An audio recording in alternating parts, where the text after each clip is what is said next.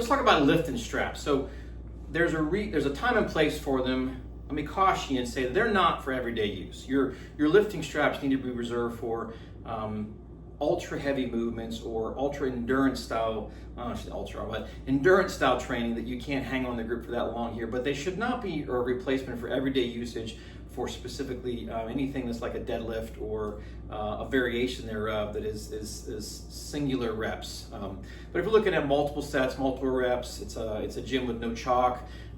Those are variations where you want to be able to throw it in there. Or, for instance, I'll use them on Romanian deadlifts so that I can not worry about the grip at all. I want to focus strictly on my hamstrings and my glutes for the Romanian deadlift here. I want to completely cut that off the brain and just focus on just those parts of it there. So I'll incorporate them as well. And then if I'm doing like ultra heavy lockouts, I would be inclined to go with a grip if my body is outperforming my grip. So I'm gonna take my grip as far as I can and then go to them. So we've got 3 different style grips or straps. We have the single loop, which would be the lowest usage. So these are great for like if you've got pull-ups, if you're doing Olympic style lifting and you want to be able to release quickly.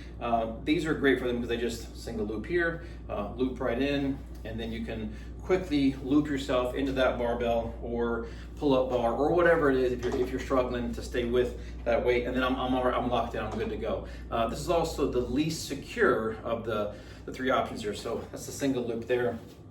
The next level up would be the standard level of security would be the lasso style. So lasso style, it's a one single piece here, the loop at the end here, and that loop here, we're going to lasso through that loop and then around the hand.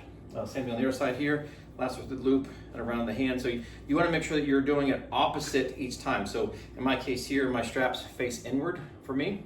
So they go around the back of the hand inward. And then if you'll notice, these are more secure because I can get more tension and more surface area covered with this strap. I get 2.5 loops around. So these would be my go-to for a heavy pull.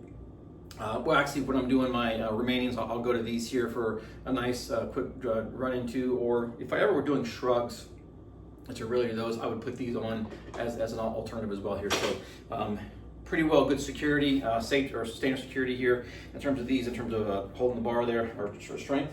And then the final one, which you'll often see in strongman usages, would be the figure 8s here. So figure 8 hits the name, right? So I'm going to loop in on the top here, and I'm going to let them touch the outside, the bar close to my legs here. I'm going to grab the other loop here, I'm going to loop it right on the top. So I got both my hands through, and I'm going to grab the bar from here. So this is the most secure strap you're going to have here. It's grabbing that bar with full strength, and they just don't let go. So it'll pull you down. It won't let go. So this is for the maximum effort, the elephant bars, big pulls that you're not sure you're going to be able to have any kind of grip strength to be able to support.